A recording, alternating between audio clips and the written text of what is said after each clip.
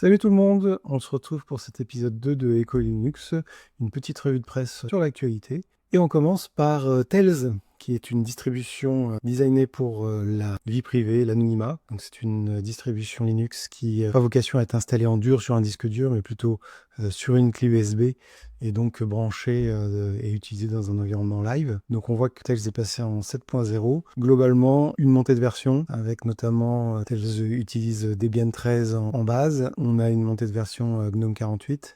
Mais cette 7.0 est surtout un bond en avant au niveau des performances, ce qui permet d'avoir une distribution plus agréable, plus fluide à utiliser dans un environnement live.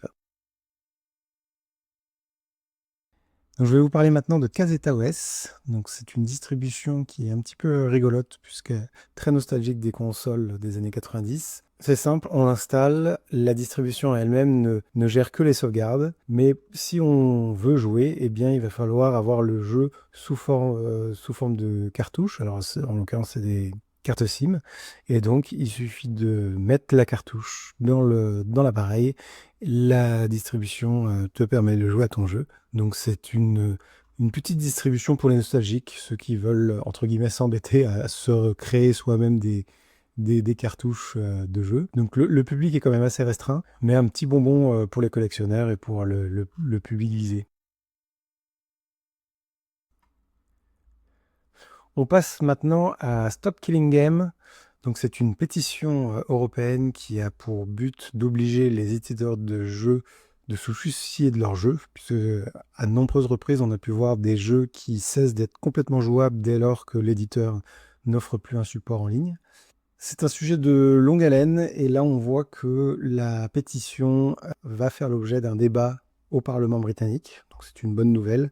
Après, comme l'article le dit, ils y sont obligés, mais ils n'en ont pas vraiment envie. Donc à voir si ça peut faire bouger les choses, mais il faut rester prudent là-dessus.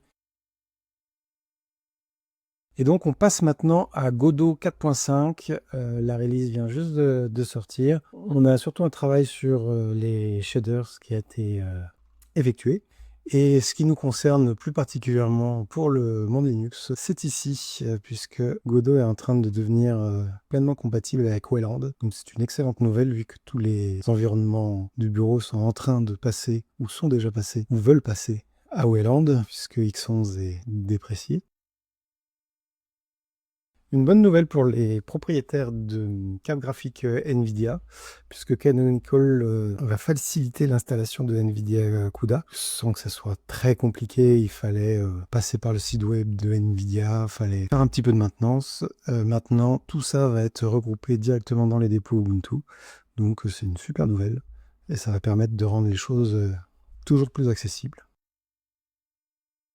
Alors, une petite nouvelle qui fait un peu peur. Le grand firewall chinois a fuité. Il y a 600 gigas qui ont été récupérés sur l'infrastructure du firewall chinois. On sait que ces systèmes de protection permettent aux partis communistes de censurer et de contrôler l'écosystème Internet chinois.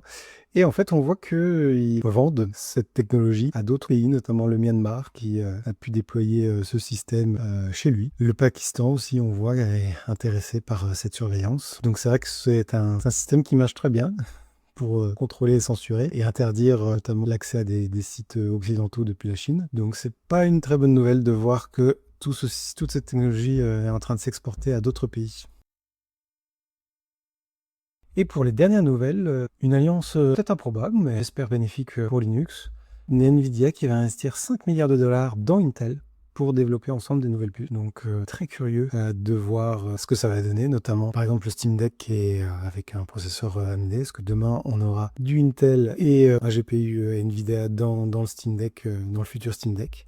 Pour l'instant, c'est on va dire une rumeur, puisqu'on voit que l'accord n'a pas été finalisé, mais à voir ce que ça va nous donner dans le futur. Merci pour votre écoute et à la semaine prochaine.